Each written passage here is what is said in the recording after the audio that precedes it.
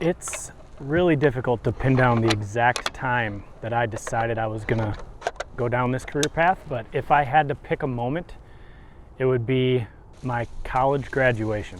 I had to miss my last set of finals to go on my first professional shoot, and on that shoot, I knew that I didn't want to go to a desk, I didn't want to punch a time clock, I wanted to hang tree stands and film hunts.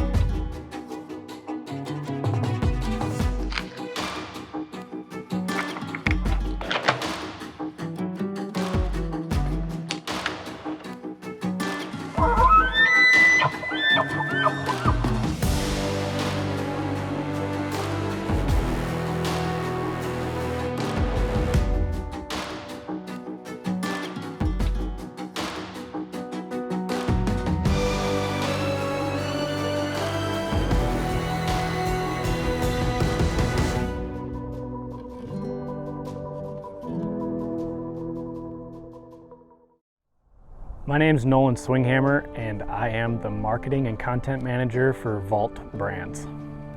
Learning my skills as a camera op has been kind of just a giant melting pot. It's been a mixture of still photography, cinematography, videography, long form, short form video, and to try to just pinpoint one area that I learned it all would be impossible. I'd say a lot of books. I did take a couple classes in college, but I don't have even a minor in film. Mostly I learned it from watching footage, watching other people work, and combining a bunch of styles into my own. It's gonna have me stand. I worked for myself for 5 or 6 years. Being an entrepreneur means you're gonna have lots of opportunities. And if you're doing a good job at it, eventually you're going to have to decide if you want to keep doing it for yourself or if you're going to accept an offer for one of your clients, which is exactly what happened to me. I got hired full-time by a company called Sub 7 Studios, where we produced all of the Under Armour short films that you saw with Joe Rogan and Cameron Haynes. Should we keep hammering? The Crush with Lee and Tiffany, Swarovski Optic Quest, and just a variety of some of the most popular shows on the Outdoor Channel, which was incredible. But the travel just became too much for me. With a growing family, I wanted to be home more. So I'd have to cut back on my travel. And honestly, the worst part of the travel was just the short notice and having to leave at the drop of a hat. So I made a choice. I started my own agency, and I still produced a lot of content, short films for brands, but the biggest reason for that switch was beginning to develop an application for fishing. When I made hunting my job, consequently, my desire to hunt for myself kind of decreased a little bit. When you come back from a month on the road, kind of want to take a break. So my passion switched personally from hunting more towards fishing, and specifically musky fishing. Got her. Yes.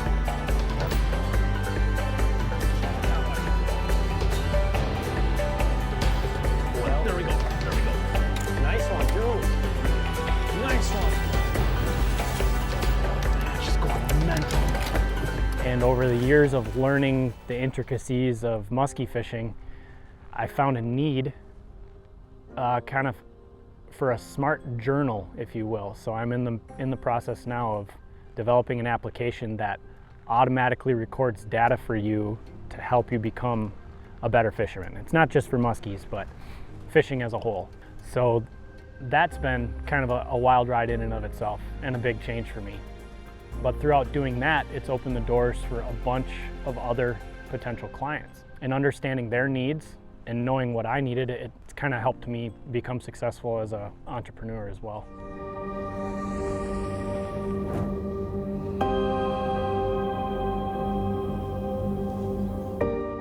One of the biggest obstacles I've faced in my career is how much the industry itself has changed.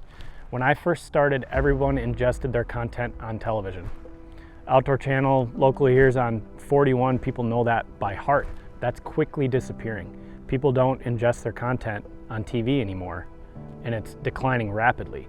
If you want to watch something, you have a plethora to choose from on YouTube, My Outdoor TV, name the streaming service. It's all there, and people don't have to watch commercials. They can literally go watch exactly what they want to watch and then tune out and go get something else done.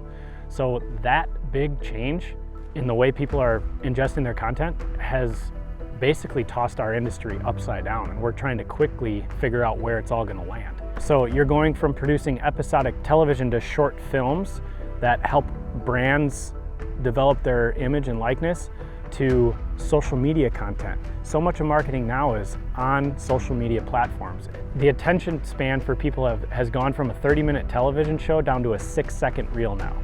You know how hard it is to tell a story in 6 seconds? So all of these obstacles have been a fun challenge, to be honest with you, and I'm happy to still be here doing it, but it has been a big change, no doubt. So throughout the years, the business side of what I do has been the part that's grown the most. I have a strong background in content generation and telling stories, but now I get to turn those stories into dollars. And it's really fun to finally be able to take a project from what I feel is start to finish. I'm telling the story through the content, and then I'm turning that into sales, and it's a really fun project. When it comes to marketing, you're still telling a story. The story just shifts.